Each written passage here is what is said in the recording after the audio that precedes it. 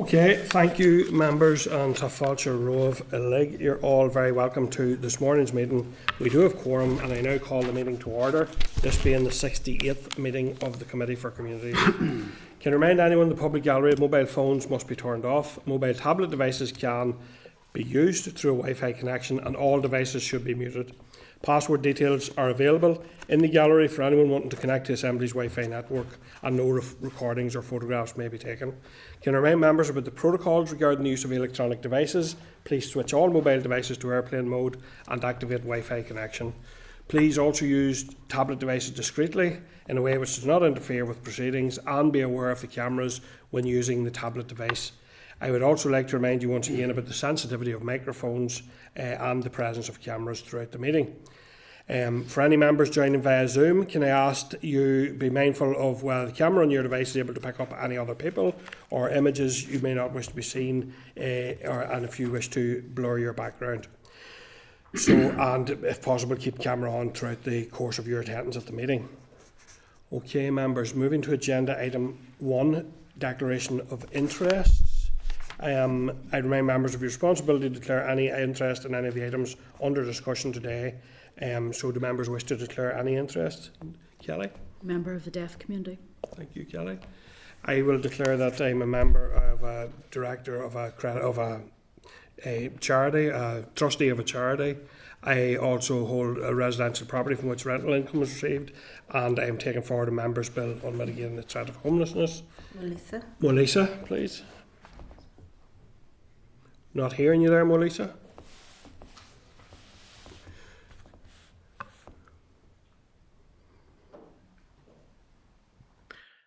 No, Melissa. Can you hear me? Yeah. Yeah.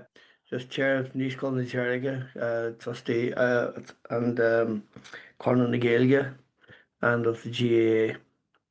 Yep, thank you. Andy?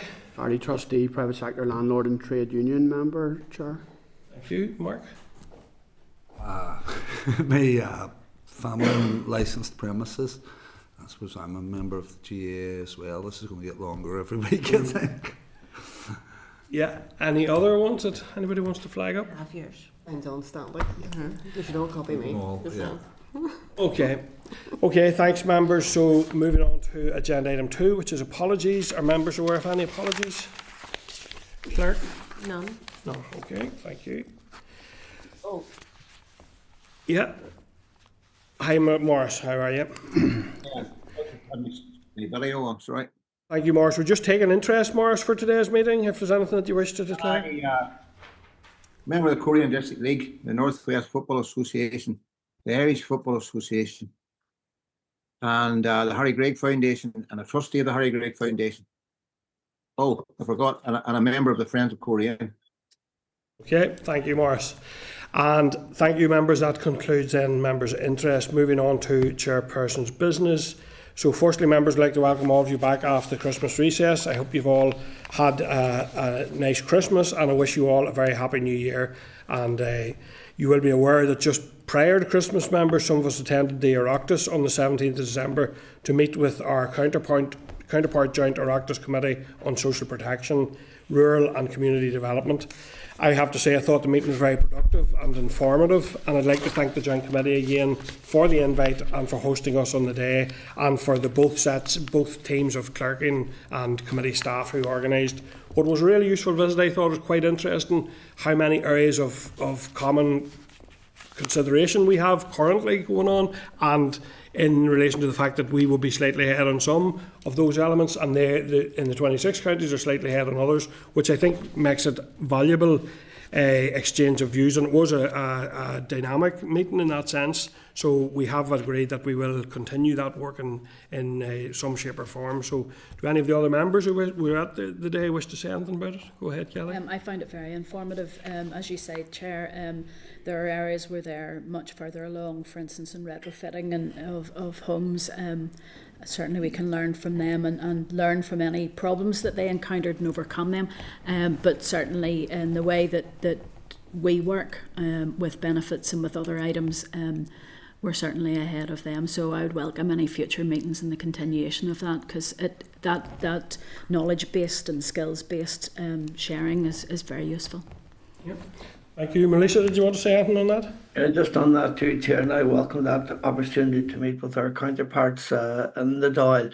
And it's so it's refreshing to hear just how it is that we're all dealing with exactly the same issues in many respects on both sides of the border, and that what seemed to be a common denominator as well was that we felt that probably the resolution to many of these issues was that shared cooperation in every respect and dealing with many of the issues, in particular for people will say that live in my community, that live along the border, and that we're only too well aware of these same issues.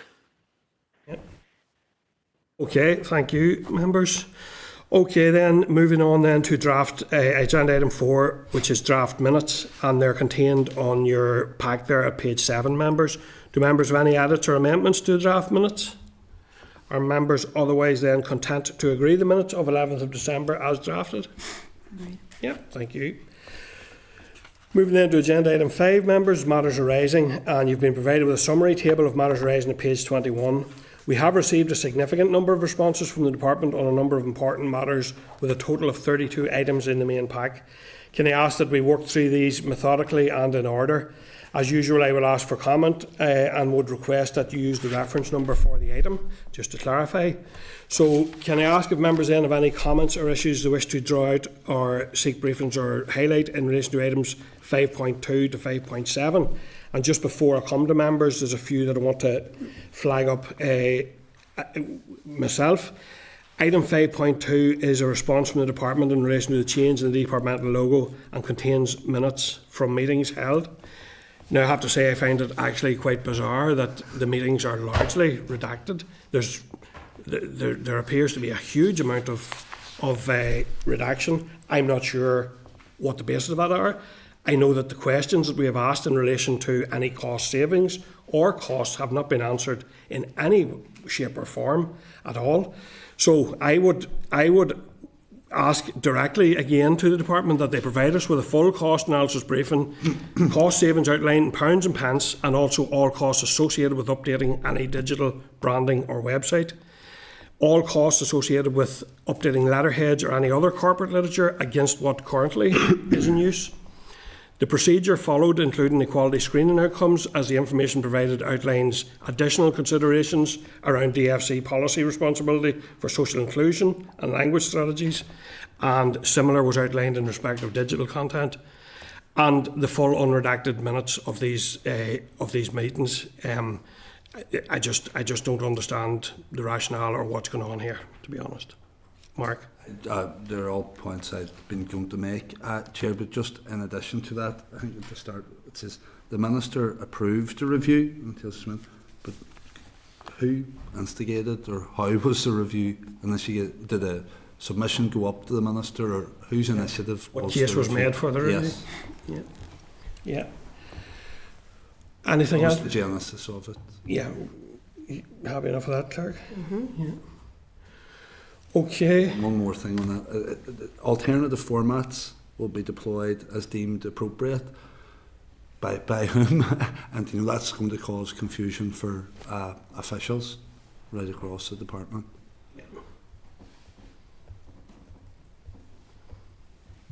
And was that element of it? Yes. Members by content? him. Are we asking for the criteria for that decision? You know, how will a decision be taken in terms of will that be done in appropriateness? an individual officer? Have they to seek approval from a line manager or someone? What do you send out to this person or this organisation? Okay. Yeah. At what level or how is that decision Our taken on a decision- case-by-case basis? Will be Because made, you're going to end up offending someone. and at what level? Okay. Thank you. Okay. Item 5.3, there's a response from the Housing Executive regarding the acquisition of 600 housing units for temporary accommodation. 5.4 is a response from the Head of the Civil Service in relation to the Fraud, Error and Recovery Bill, legislative timeline and scrutiny. 5.5 is a response from the Department of Finance on fair funding principles and the partnership agreement between the government and the community and voluntary sector. And then 5.6 and 5.7 are response from the Department of Finance and the Department for Communities in relation to the Rate Support Grant. The department will be in attendance at next week's meeting that we have agreed that we're going to, and they will brief members on the rate support grant. So we're doing a kind of a focus on that. So any other, within that block of 5.2 to 5.7, I'll come to members. Go ahead, Kelly. I'm just concerned 5.3, the Housing Executive's response. It talks about the market valuation will be carried out by an independent valuer and the buyback and so on. Given the money has been released for some time, I would have thought some of these purchases should already have taken place. Can we maybe go back and ask the Housing Executive to date how many of these 600 homes have been purchased? Yeah. Members content? Yeah.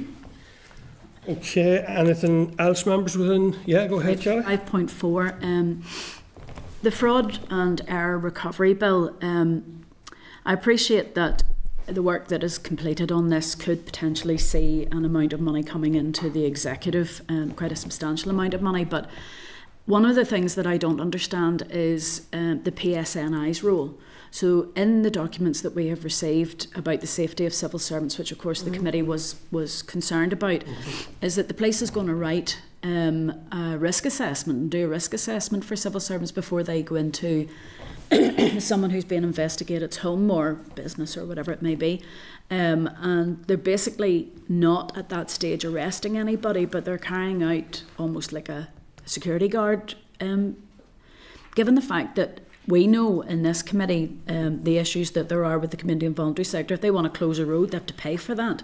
Is there a cost then to the department to ask the police to do this type of role if it's not directly linked to, arresting somebody? It's on the basis of a departmental investigation. And I wouldn't mind knowing if there's any cost implications to that, to the department. Yeah, members content, we seek that. Are you content that we share the response from Hawks with the department Yes, in terms please. of that letter? Yep. Yeah. Okay.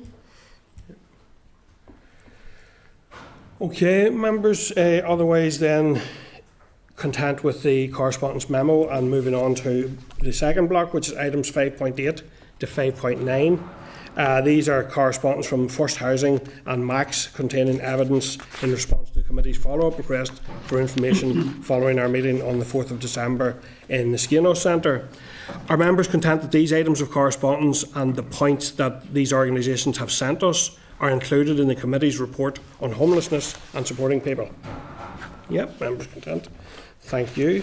Can I ask, actually, given the number of jobs that are now at risk because we're still waiting to find out what the local growth fund might be, there's information contained within these letters, I think, that we need to share with the department now, just to say what actions are they taking to consider the loss of, one, the service to vulnerable people, and two, the number of job losses.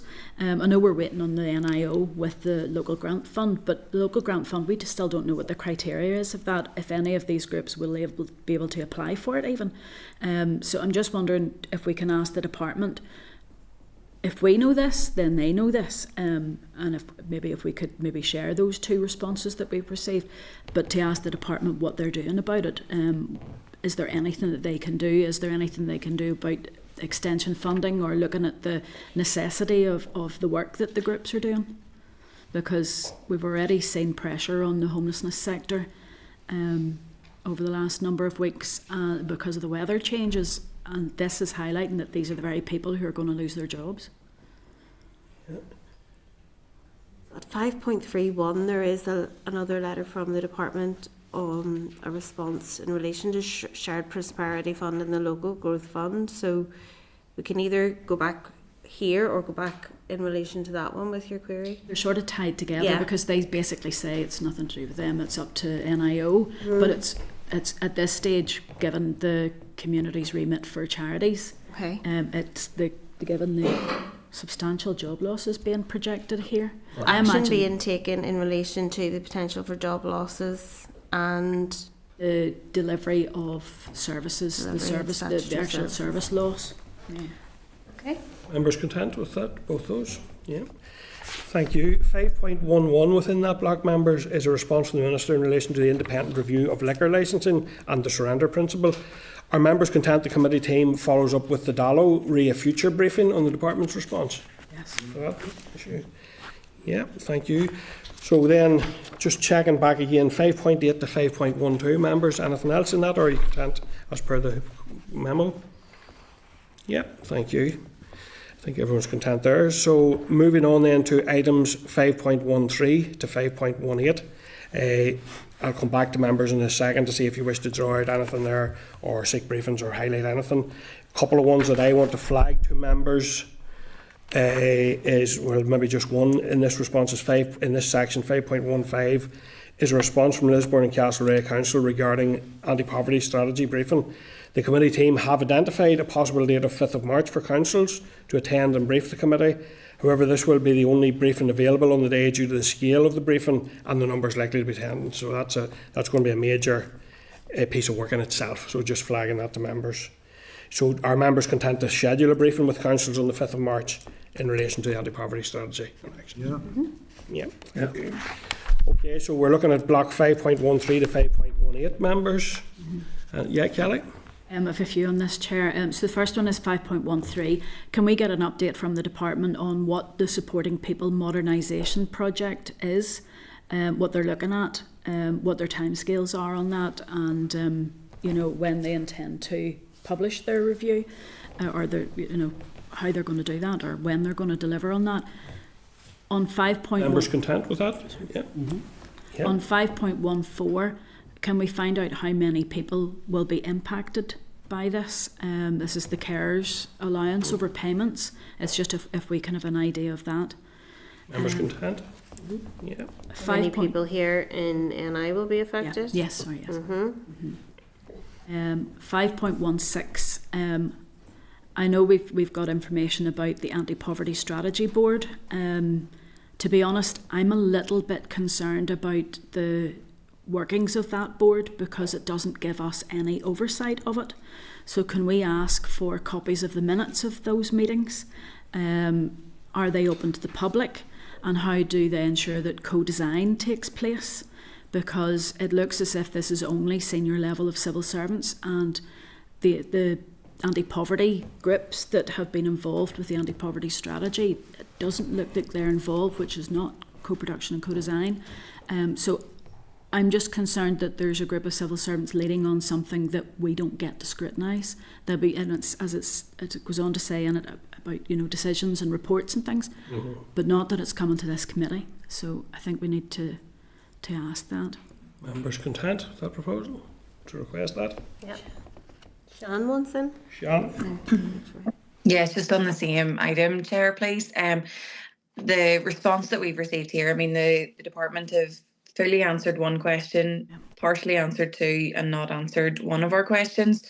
I share Kelly's concern that we don't have oversight of the conversations that are having at that strategic level.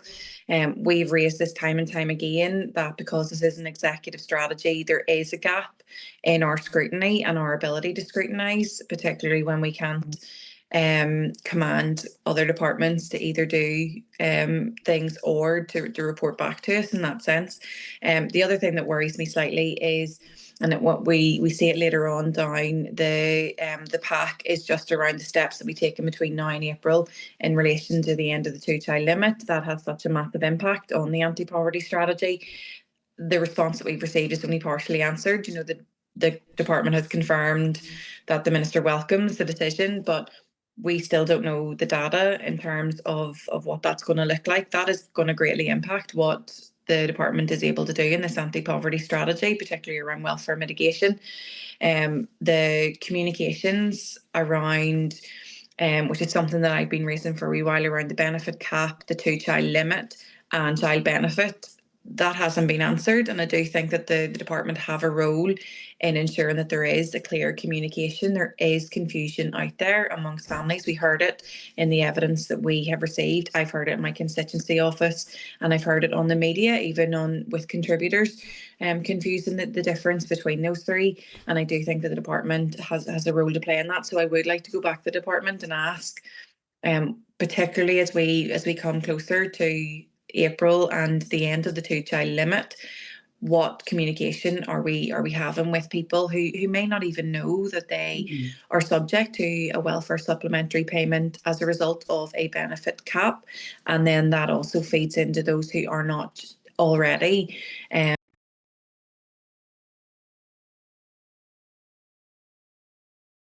We've lost you there, Sean. We've lost your volume. Yeah, sorry, I think it came up, the host had muted me, sorry if I was talking too long.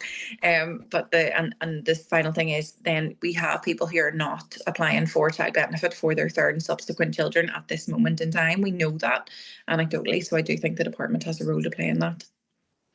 Yeah, would members be content that is a significant enough issue there, that there's a kind of an information gap almost?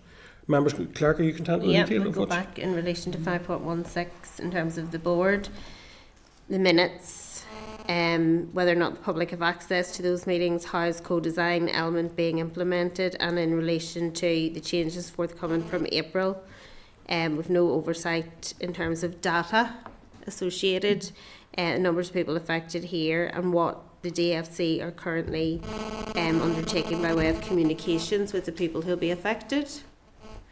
Does that capture everything? Yeah. Okay, thank you, members. Moving on to item 5.19 to 5.2. Sorry, I still had one there in 5.17. Okay, go ahead, Kelly. This is about the benefit, fraud and error.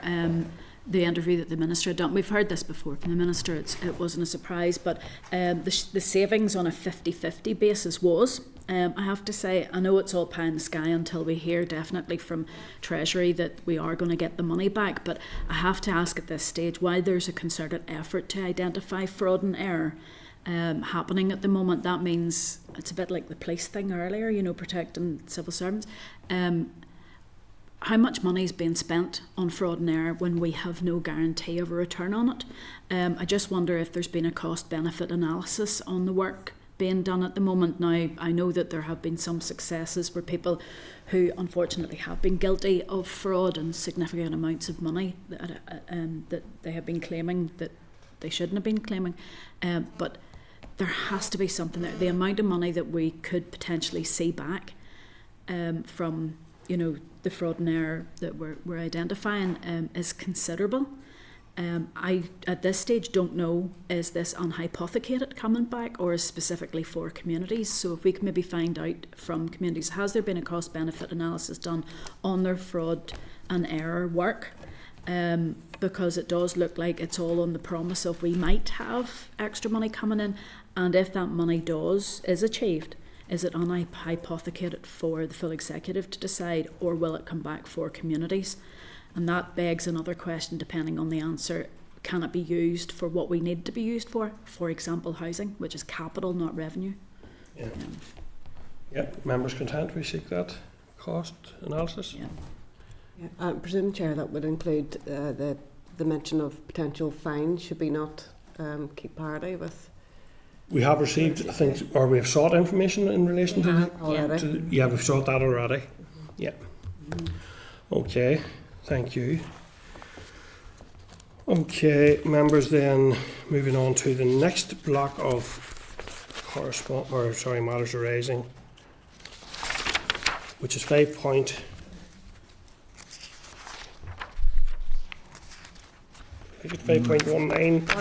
to 5.23, isn't it? Yes, correct. Yeah, so 5.19 to 5.23. Members, item 5.22 is a response from the Department on funding announcements and budget planning in response to our query about allocation of discretionary funds, a number of those.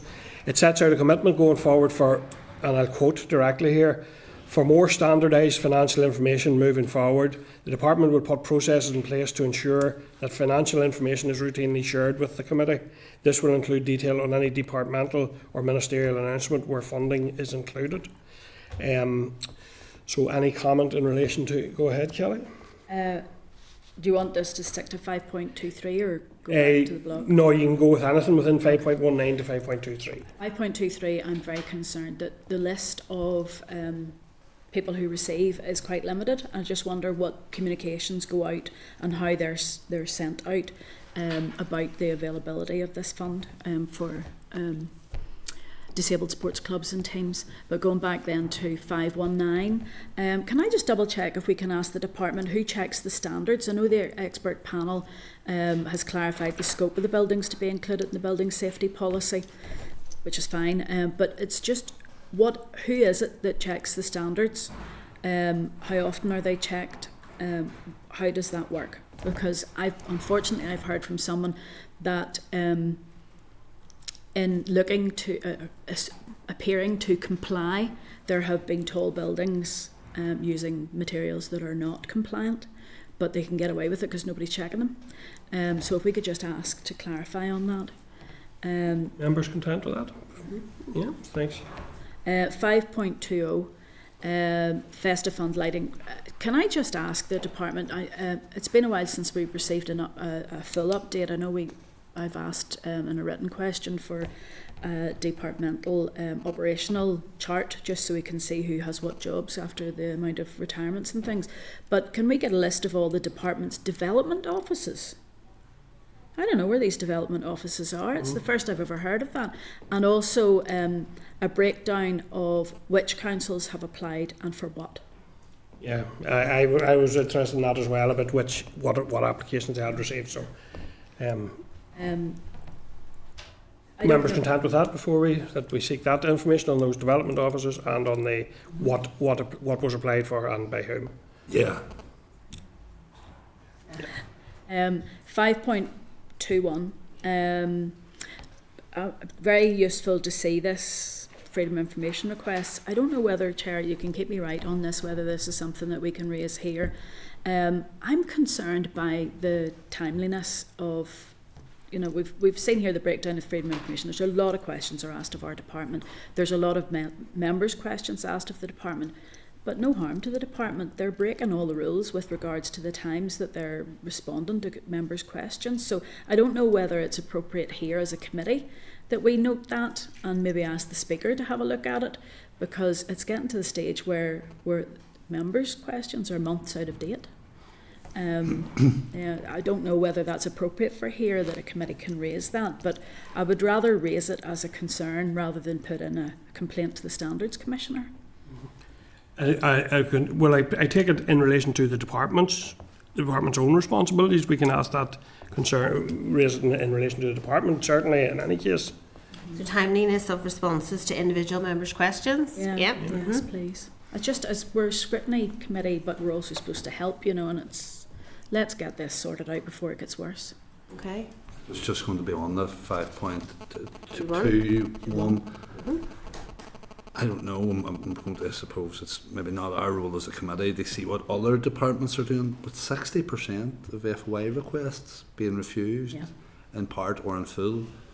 Over a third of them actually being refused in full. That seems really high, and people be wondering if the FOI Act is doing what it's supposed to be, or is there education that's required.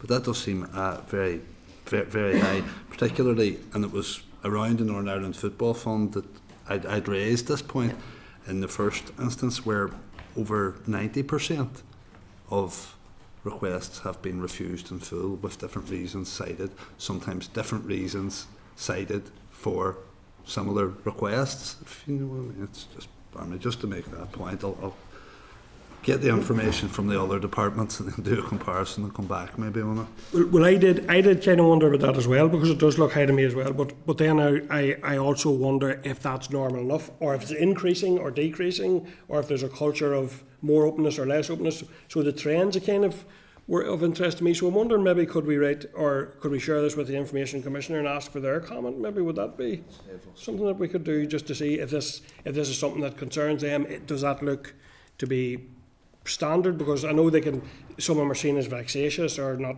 value for money and things like that. So I just don't know if that's high or not, to be honest. There was over 70, I think, there where the applicant or requester didn't get back to make clarification. Okay, so that's their fault. But just wondered, do we have a comparison, going back previous years? What are the trends like for actually the amount of FOIs coming in as well? Is that a factor? Is the awareness around the ability to ask FOIs, is that up, and maybe that's a factor?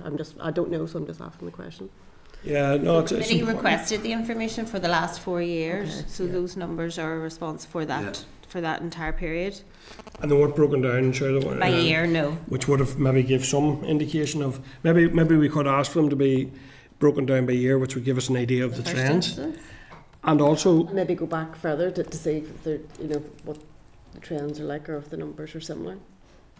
yeah, I'd be content with that. I think it is an important element of. Hard to see if there were more refusals when there are ministers than when there weren't. That's what I'd be interested to see.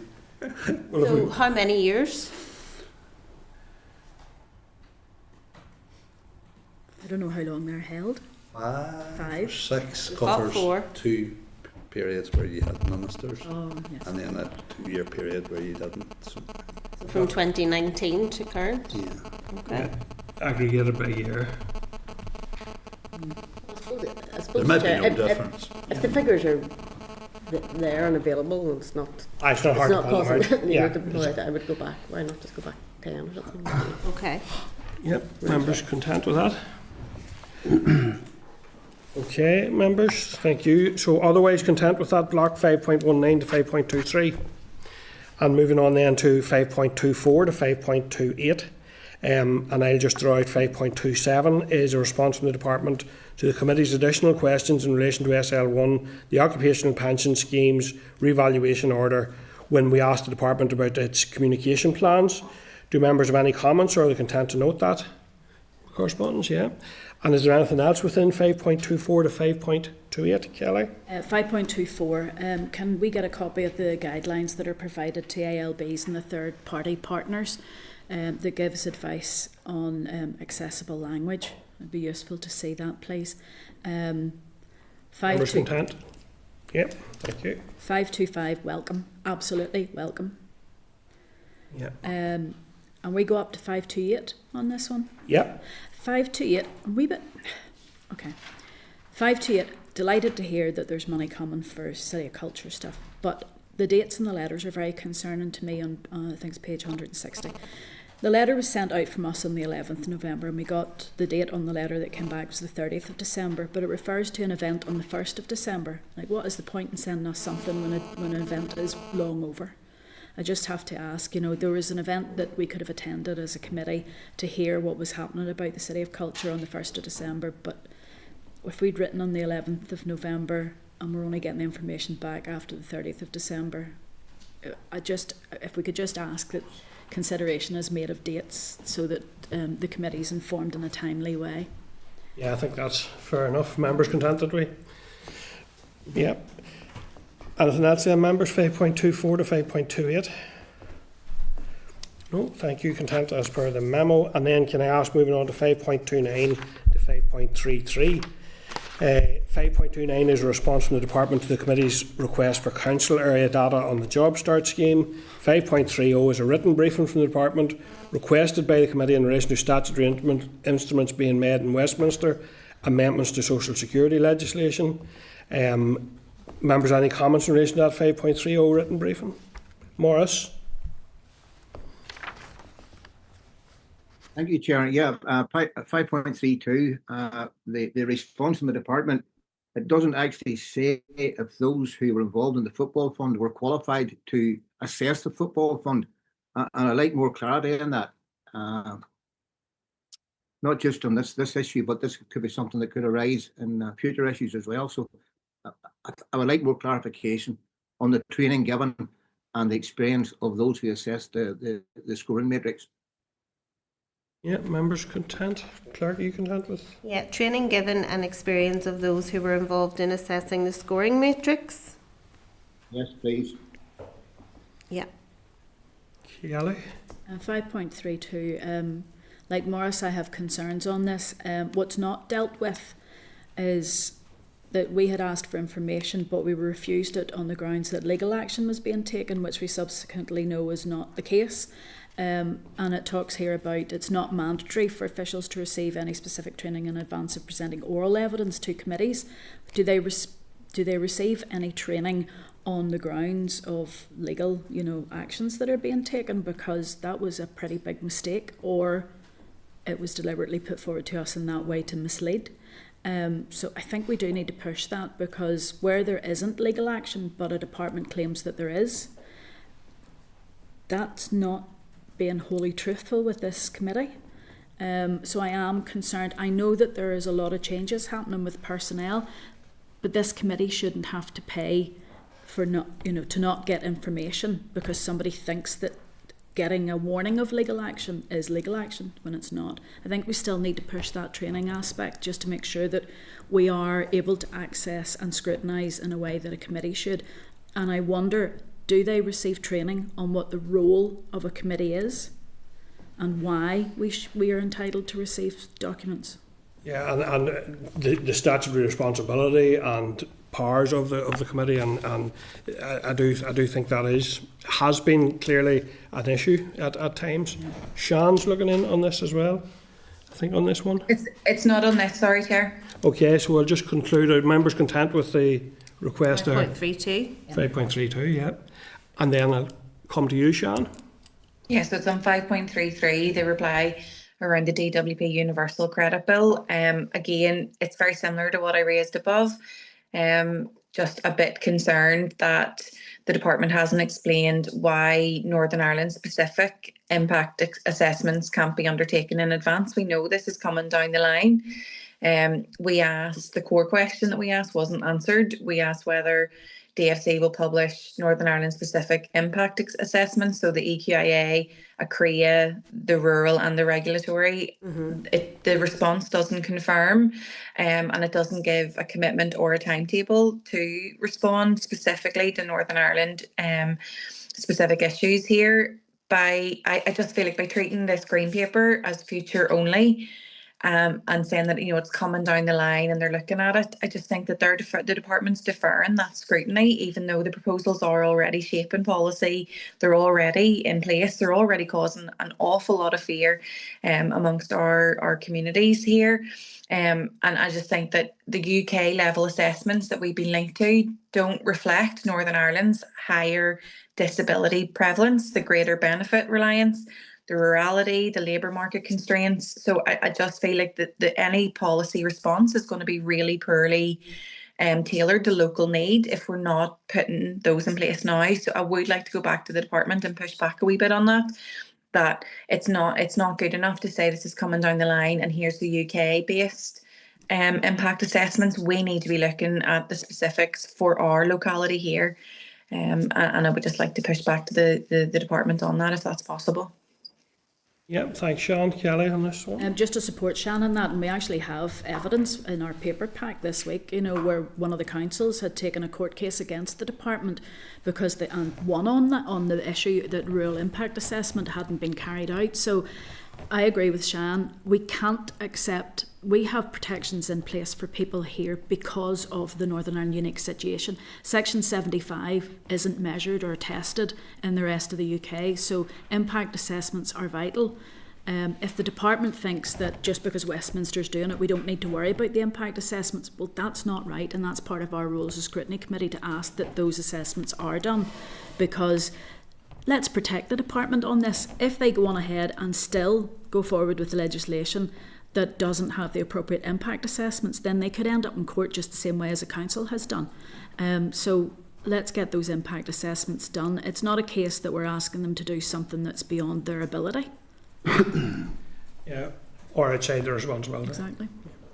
Members content, Claire? So can I clarify that we're, in response to the department's reply on 5.33, committee is formally asking the department to undertake the impact assessments as listed in the previous letter, or any rationale for not undertaking them? Yeah. Well, I think has the rationale not been that there's one being done across the water? Yeah. So I think we're emphasising the need for them to be. We don't believe that rationale. I think what we're saying is we don't believe that rationale is good enough in the sense of the specific conditions here. It doesn't cover the Northern Ireland specific impact assessments that are in law. Yeah, I just feel like it opens us up, first of all, as Kelly said, it opens us up legally, but it also leaves people more vulnerable here because we aren't taking into consideration our very specific issues in Northern Ireland. Got it.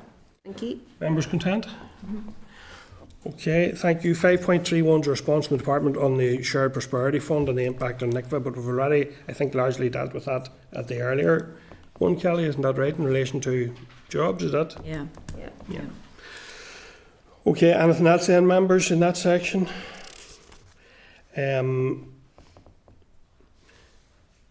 So, is there any table? No, there's that. I think that's us concluded then. We're right down to item 5.33 there. Yeah. So just checking, is members then content with the memo as per the pack on matters arising? Notwithstanding the items we've agreed otherwise. Okay. Thank you, members. So moving on to agenda item 6, which is correspondence, and the memo for this is at page 185. As usual, we'll proceed through the correspondence and consider the items by number in bundles and ask if you want to draw out, highlight or seek briefings in relation to any specific item of correspondence, or if you're content to confirm the step as proposed in the memo at item 20.1 starting on page 185 of the pack. So the first bundle there is 6.2 to 6.8.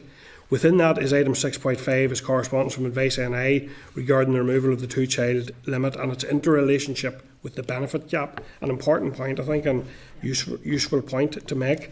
Do members have any comments or wish to ask the department for answers to the questions asked by Advice NI? Yeah. I think it's valid concern there, and that the department should we should draw that to attention. So if members are content. Ask the department on that. Do anything else in 6.2 then to 6.8? Kelly, go ahead. 6.2.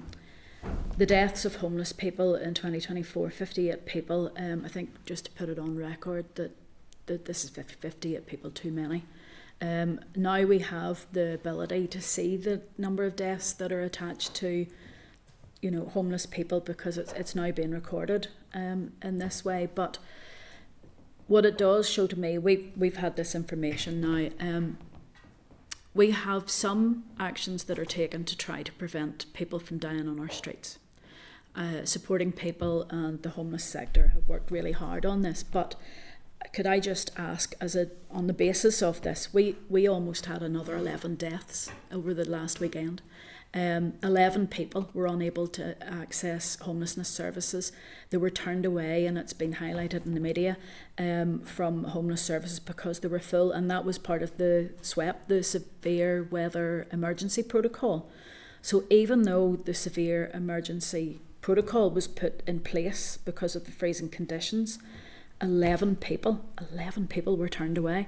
So I have to ask the question, if we are to reduce the number of homeless deaths in Northern Ireland, now thankfully those 11, we didn't have a death, but they're by the will of God. How do we ensure that sort of thing doesn't happen again? And is it an issue that the department aren't providing enough money to the housing executive? What's going on there? Because the SWEP, whenever it's brought in, it basically opens any sofas or any communal spaces that are available to get somebody's head down out of freezing conditions, and it failed this time for those 11 people. So I have to say I'm very concerned about that. We've already seen that in 2024 58 people died who were homeless, and we have some processes in place to prevent deaths due to severe weather, but it's not working completely the way it should be. So I'd just like to ask those questions. How will the department ensure it doesn't happen again, and how much is there not enough money going forward for the SWEP to the housing executive, getting that out to the grips on the ground? What's going wrong there? Yep, members content? Mark? Yeah, and just supposed to acknowledge those scary and shameful statistics, and they're much more than statistics. Each death is a person and a family destroyed, and it's a person who's fallen through multiple and the ever-growing cracks in the system that's supposed to be there to support them. It was just in terms of, I wonder, is there, I'm sorry I haven't read the report and it might contain it, a breakdown of those 58 deaths in terms of more detail. The bit that interests me, and it's around the temporary or emergency housing piece, and it's something I've been on about for quite some time, where people are sometimes sent, or often sent in my experience, further away for temporary or emergency housing away from any existing support network that they have, and that I have people coming into my constituency office who've been sent to Derry from Belfast. They don't have a GP, they need antipsychotic prescriptions, things like that. It's absolutely, yet I know some improved efforts have been made, but it would be how many of those deaths occurred, I suppose, were people away from, or who'd been sent somewhere else, if you like, away from their home housing executive patch or office. Okay. I don't know how to... Members to check that. No, I don't know if NISRA might be able to provide that level of detail, because they'll just have the death certificates, but Yeah, it's difficult, It's and because the difficult, person yeah. is homeless, they don't have a home address. housing But it's something executive that's have hard that to say. responsibility for the homelessness strategy, so it might be worthwhile asking them to interrogate. I'd have thought maybe the housing executive might be more likely to have the information. I think it would be. So write to both, maybe just Yeah. write to both. DFC and the housing executive with reference to this NISRA data. It's a difficulty. People even with a permanent address have getting a GP if you've fallen off or out of the system. So people, living a transient life, it's impossible. The other thing about the figures that I wondered about how the figures are being recorded and therefore used is around that figure of 24. I think it was 24% are related to drugs. Well, first of all, what jumps out to me is that 75% are not related to that. But the other thing is, I wonder, where there's dual diagnosis, is that being recorded separately from drugs, or if drugs are part of the picture, it's just taken as drugs? Because there's a huge problem for people accessing services with dual diagnosis. And I just wonder, are the figures... Because they're small figures, they're small numbers in many ways, devastating numbers for those impacted, but they should be able to take really close data to try to get a picture of what's happening.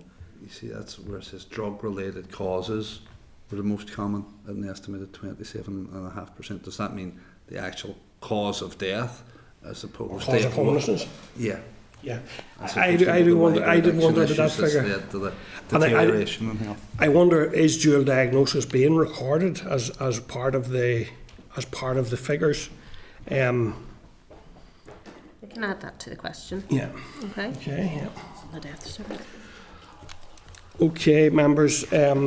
So, members, then moving on to item 6.9 to 6.14. That block there. 6.10 is correspondence with the Assembly Engagement Team in relation to committee's potential involvement in the Balmoral show in May.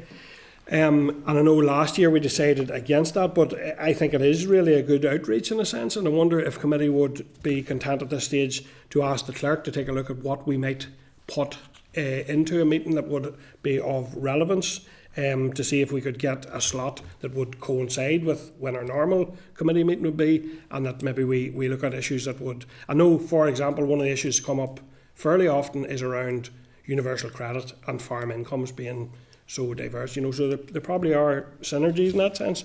But for now, would members be content the clerk explore what a session might look like at Balmoral? We'll take it from there. We'll come back and take it from there. 6.12 is a correspondence from the Department requesting postponement of a briefing on the pinch points of the housing supply strategy, which was scheduled for 22nd of January. And they have provided a rationale for that. Are members content to postpone the briefing until February? Yep, content members, thank you. 6.14 is an offer from the British Deaf Association to attend a committee meeting to assist with the next stages of the sign language bill. Would members be content to liaise with the British Deaf Association individually if they require further assistance, given that offer? Yep, thank you, members. And then members, are coming back to yourselves, any comment in relation to 6.9 to 6.14? No, members content with the correspondence memo. Thank you. In relation to those, moving on to item 6.15 to 6.21. Any comment there, members? 6.15 to 6.21. Yeah. 6.18, child maintenance service. It's a report. It's very factual, but there is nothing in there about communication issues and complaints. For instance, I have had it where very recently a case in my office where one parent was asking for a review of the child maintenance payments and asked that this wasn't communicated to the other partner because it's a difficult situation, and they did. They immediately went and said such no one has asked for a review, and it caused a whole row. I just wonder that we're getting a lot of figures through from the child maintenance service, but there's a lot of personalities and emotions involved in this. It's just we're not seeing any outcomes or any learnings that they've taken from miscommunications or sharing of personal details that cause difficulties. So if we maybe just go back and ask the department or the child maintenance service if they could provide an additional report on complaints that they have received, how they have dealt with them, and about communications and sharing of data between sometimes quite difficult relationships between partners. Members content? Yeah. Agreed, yeah. Anything else then? 6.15 to 6.21, Mark? Maybe, Chair, I almost don't want to give it more publicity now, but 6.19, is that the transcript from the non-show? Or 6. Yep. And it ties in with 6.21. I mean, do we get all these probation orders flagged with us as committee? But on 6.19 on the non-show, the minister going on here, and this is around the naming and shaming, and don't get me wrong, if there's someone abusing a system and have profited from it, they should be punished. Restitution should be pursued, and the minister's gone down this route of naming and shaming, which is his prerogative, though we don't agree with it, because it doesn't really differentiate in terms of, I suppose, either scale of offence or level of or type of offender, if you know what I mean. And subsequent to this Nolan interview, I'd been contacted by a solicitor who'd represented one of these people, extremely concerned, really upset, I have to say, because of her awareness of the mental anguish that had been caused to her client, I suppose, by the case. Someone who had, it's cited there, for example, she had capital that it transpired was an ISA that she had neither awareness of or access to, and so it had already been in the paper. And here the minister went on to the radio again, was trawled through the biggest show on the country again, and she was just so concerned about the impact that this would have on the mental health of this person. The minister also, he wasn't across the detail of any of this and had gone on. One of the cases, it's a different one where someone had been away in America, I think, and receiving benefits, and the minister wasn't able to say how they were signing on or not, when they didn't even need this, so we had no knowledge of it. But it's just to sort of see, I don't know where I'm going with this, the impact of this, I don't think can be understated. And like I said, I don't know how you would differentiate in the departmental press office to say, okay, we'll put this one out, but not this one. But you can see even in terms of level of punishment and offence, there should be a kind of, that should be taken into consideration in any approach. Yeah, it's I agree as well that fraud absolutely should be addressed and investigated and punished and all of that. I have to say, in relation to this transcript, and I was interested in the figures, first of all, because those figures have been mentioned earlier. They're very unclear as to what we would expect to get back. However, this interview actually raised further concern to me, and that was around some of the language. And one of the parts in it say, I'm here to stand up today for working people, people that are going out earning money, paying tax, and they do not want to see. And the divisiveness between, almost the idea that people who are out there working are not themselves in receipt and in need of benefits, as if it's the working versus the non-working, which is not true and not helpful, in my opinion, to create that kind of divisiveness. I think it's concerning to me that type of language would be kind of introduced into this. That's my own opinion, I have to say. But I think people should be very aware of the fact that there's large elements of error as well, and I mean there's not the same outing almost of people in relation to that. So I think I just would urge people to be very cognizant of not demonising sections of community or putting people against. I'm not talking about people who are deliberately fraudulent, but cases where there's maybe much more complexity. Sure, it's become now like it's like the court pages of a newspaper, and the majority of people read those just to see who has been done. So the information that's put out, the concern for me is it's a name in an area, and you know that's put out. What happens if you have the same name as that person? You know, there is no protections there for anyone. I understand that if you highlight that people who are frauding are going to be caught and they're going to be dealt with through the courts, and there's some eye-watering amounts of money that are coming through that are being caught. But the repercussions, and this is the reason why it was sort of taken back before, that the names weren't published, this is having an impact on everyone. You know, it's innocent people and those who have maybe through error have been put through the court, and if they're found that they were wrong, you know, they're being prosecuted. But do we really need to be making a bigger show of the country, you know, discussion about them? It's a shame and disgrace that we have people who are frauding the system and being found guilty of fraud in the system, but to assume that everybody on benefits, you know, against working people, that's pretty poor. Maybe we could write and just say, come to the department and ask, can they temper their communications to take a reflection of the severity of the fraud case and the impacts it'll have on both, you know, there could be the case officers and the person, you know, who's defrauded, because behind every person is a story. There's a human life there. Yeah, would members be content as we write to the department and reflect concerns being discussed? Mm-hmm. Yeah.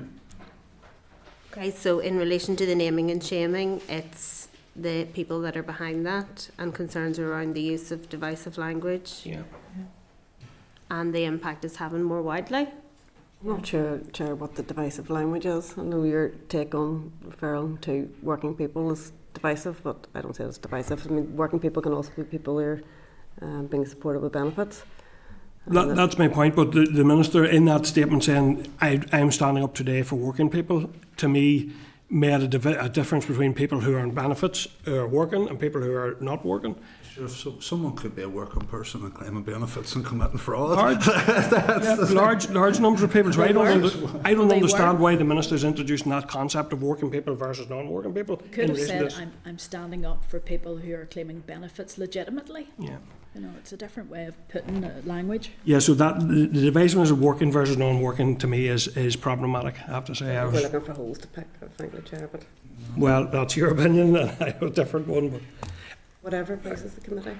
Yeah. Use of language? Is that preferable? Yeah, to be, yeah, that's okay. I think that's important.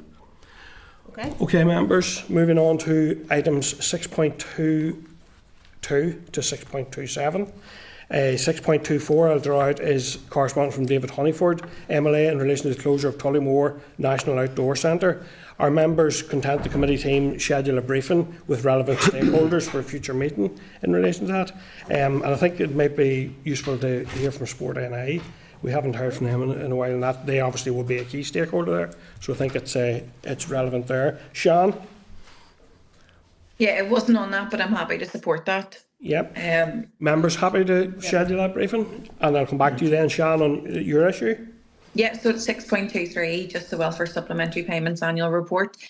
Again, risks from March 2028, Cliff Edge. I just want to put it on record now, 2 years out, that we need to not be in the situation that we've been in the last two cycles where we're doing this at the last minute. And I suppose just really, is the department planning ahead for presenting executive office options for what happens after March 31st, 2028? Because I do think that we need to be forward planning with this. It's not good enough that we get to a cliff edge every single time. The other thing that I just have a wee bit of concern about is the report states there's no mitigation for losses when moving over to UC, only that transitional protection in managed migration. So I'm just wondering, what monitoring is there in place to identify the households who are worse off after migration? What support is offered when the transitional protection isn't available, when it breaks down? What's happening to people who move via that natural migration or who lose their transitional protection due to the changes? I think there's a few issues that have come to the fore on a constituency level around the transitional protection. So it just would be useful to maybe get a bit of an update, especially as we reach the kind of the cutoff for when all of the move to UC is supposed to be finished up. It would be good to get a briefing from the department. I'm not sure if there is a replacement, if there's ever going to be a replacement. How could you replace Paddy Rooney? But if there is someone who has taken on that role, it would be good to get them in just specifically around an update to that move to UC and where we are, the transitional protection, and what monitoring is being done to make sure that people aren't worse off. Yep, thanks, Sean. Kelly? On the same point, I agree with Shan, and I think it shouldn't be something that the department should find difficulty with, because if they've been working on their multi-year budget, that's year 3 of the multi-year budget will be when the new mitigations will continue on. We need to push the department also to find out in their legislative programme when they're going to open the legislation to extend. Because if they leave that to the last minute, that, to be honest, isn't very fair on anybody. So if we can ask them, rather than pushing towards a cliff edge, if that could be dealt with in the year in advance, or even next year, then that mitigation cliff edge wouldn't be there. Yep. So are members content with those elements? And Clerk, are you content? Yes. Yep. Yep. Okay, thank you, members. Moving on to items 6.28 to 6.31. So within that, 6.30 is a letter from the department regarding legislative amendments in the pipeline from Treasury. There is... Sorry, could our members content we write to the department asking the committee be afforded the opportunity for scrutiny and be notified when the regulations are being made or laid in Westminster, and to ask why the usual approach to bringing forward regulations is not being taken. Is this in relation to 6.30? Yeah. So members content? Yeah. Yeah. Thank you. Anything else within 6.28 to 6.31, members? Then you've been also provided with a table correspondence memo at page 3 of table papers with some further items of correspondence. Item 6.33 is a written statement from the Minister of Education on the draft multi-year budget consultation. To be clear, the Executive has not agreed that budget. The Finance Minister plans to make an oral statement in the Chamber next week when members will be able to ask questions. A consultation on the draft proposals will issue from the Department of Finance later this month. Do members wish to seek an oral briefing to begin scrutiny of this multi-year proposal and to clarify the Minister's position on the draft budget? Yes, please. Yeah. Okay, members. Anything else within the table papers that members wish to raise in correspondence? No. Okay, thank you. So members otherwise content with the correspondence memo. So that now completes the correspondence bundle, members. As the next agenda item is procedural advice from a clerk assistant, I propose, with your agreement, that the meeting moves into closed session. Are members agreed? Agreed. Okay, members, thank you. So that's us confirmed return back into a public session. And I just want to reiterate then, for the record, we have been considering advice around the legislative consent motion, universal credit removal of the 2-child limit, and procedural advice. So I want to say, first of all, for the record, that it's hugely welcome to have seen the removal of the 2-child limit. It was a very, very onerous and pernicious and unfair measure, and I think the committee broadly has called in the past for it to be removed, and I think all universally welcome the fact that that has been addressed. However, we were discussing then in terms of how that's done, and the committee have agreed that we write to advise the Minister of the need to act in line with Standing Order 42A, and that it is the Assembly as a whole, as well as committee, that need to be informed if the Minister wishes for Parliament to legislate on a devolved matter, and that we also write to the Speaker in that regard. Are members content? Yep, thank you. Okay, members, agenda item 8 is SL1, first of a series of SL1s that we have to consider today. This one is the Social Security Benefits Operating Order NI 2026, and a copy of which is at page 1030 of members' packs. The proposed rule is an annual order under the Social Security Administration Act to implement the 2026-27 operating of Social Security benefits, pensions and specified lump sums. It is the principal instrument in the operating package and sets the rates for contributory and non-contributory benefits and the premia and additions that form part of the income-related benefits. Most benefits linked to prices will be increased by 3.8% in line with CPI. The basic state pension and the full rate of the new state pension will be increased by 4.8%, reflecting average weekly earnings in the year to May to July 2025 and consistent with the triple lock commitment. Certain transitional amounts within the state pension framework that exceed the full rate will also be increased by 3.8%. These regulations give effect to the corresponding position in the North in order to maintain parity with Britain, and the Department has no power to set different rates here for the North. The rule is intended to come into operation on the 1st of April 2026. Can I ask if members have any comments, or are you content for the Department to proceed to make this rule? Content. Content, thank you. Agenda item 9 is SL1, the Social Security Benefits Operating Regulations NI 2026, a copy of which is at your pack at page 1042. The proposed rule will form part of the 2026 operating package and are made in consequence of the principal Social Security Benefits Operating Order NI 2026. The regulations are replicated each year to ensure the correct practical implementation of the increased rates set by the operating order.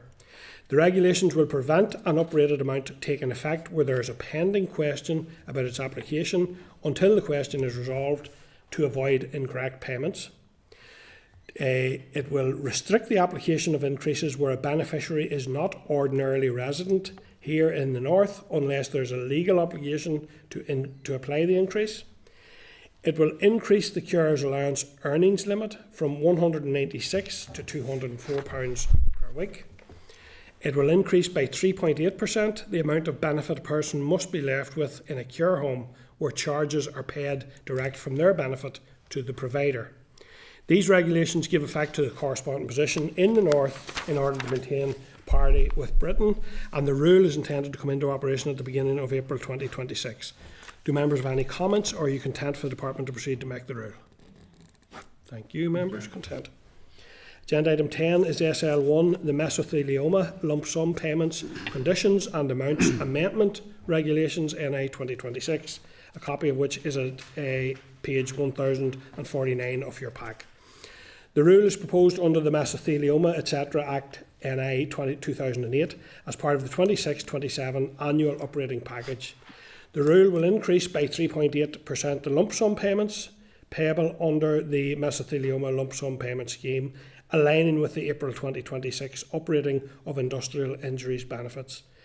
The scheme provides faster one-off compensation to people diagnosed with diffuse mesothelioma or to their dependents if the person has died, without requiring an occupational link or other causal proof.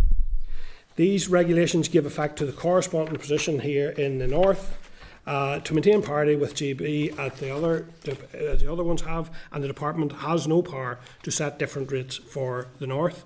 The rule is intended to come into operation on the 1st of April 2026.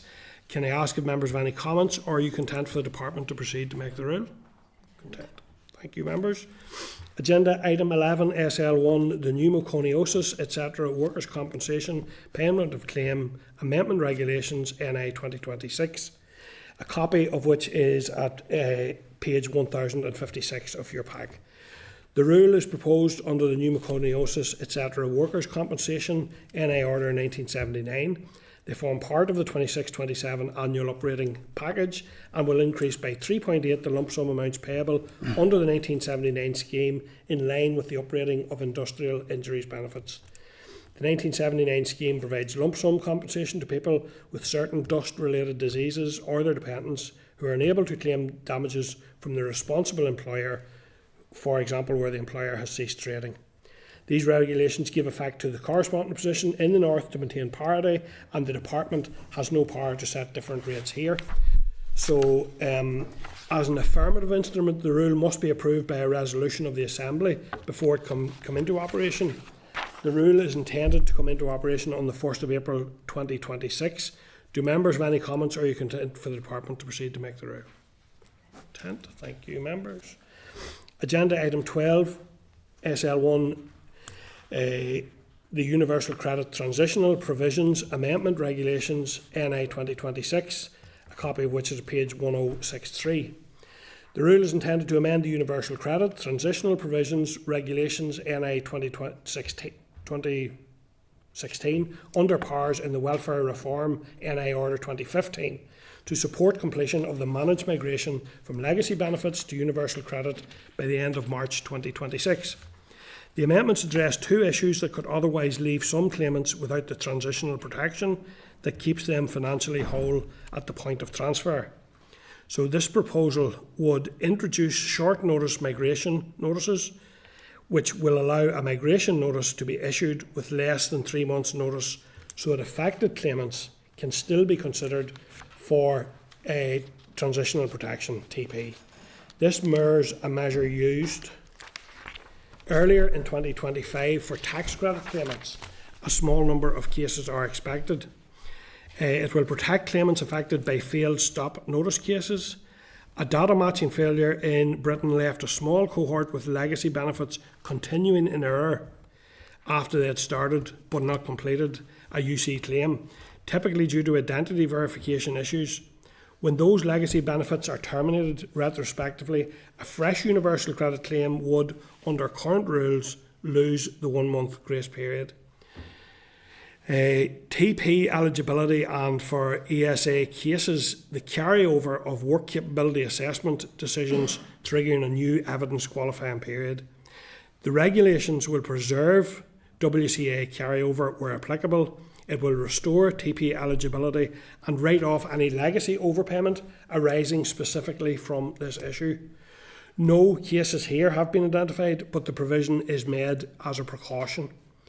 Together, these measures are intended to prevent avoidably worse outcomes during the final stages of managed migration and maintain parity of treatment with what is happening across the water in Britain.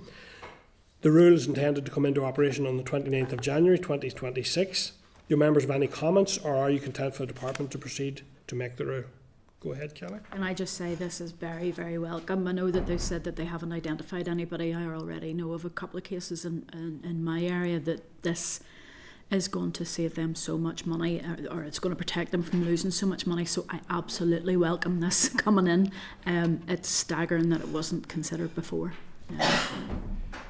Yeah, and I think we've touched upon at other times that there's kind of, it would be better if there was a proactive approach in a lot of these things, that these will be anticipated and anticipatable, and that but I certainly agree that it is welcome. So can I just check if members are going to go ahead, Mark? Yeah, thank you, Chair, and it is welcome. I know, like my office, we've had a number of issues, a significant number, I have to say, around this, where transitional protection seem to be being lost through no fault of the claimant, and we've been in touch with the Law Centre, who I know are also doing a bit of work. It might be worth seeing if we could get something from them, even in writing, if we don't have time for an oral briefing, because there's particular issues around, for example, working mothers losing income due to receiving maternity pay, which results in their income dropping below the administrative earnings threshold and things like that. It's leaving a lot of people worse off, whereas these were introduced to ensure that people weren't. Yeah. But the Law Centre have done a bit on it and are doing it. Yep. So are members content that we ask the Law Centre for a comment? Mm-hmm. In relation to this SL1, yeah. Yep. And are members content for the department to proceed? Yeah. Claire, sorry, just would it be possible to connect that into what I'd asked earlier on around getting an update from whoever the new director is that's going to be looking after this this field of work? Is it possible to connect in those two things? We had just around the move to UC and the transitional protections and things like that. So I think it feeds into one another. Potentially we could get the law centre briefing around that time. Okay. Yep, thank you, Sean. Okay, and members are content then that the department proceed to make the... Yep. Okay, members. So members then, as the next agenda item is consideration of Bill Clerk amendments on the sign language bill. The Bill Clerk is in attendance today. I propose that the meeting now moves into closed session. Are members agreed? Agreed. Thank you.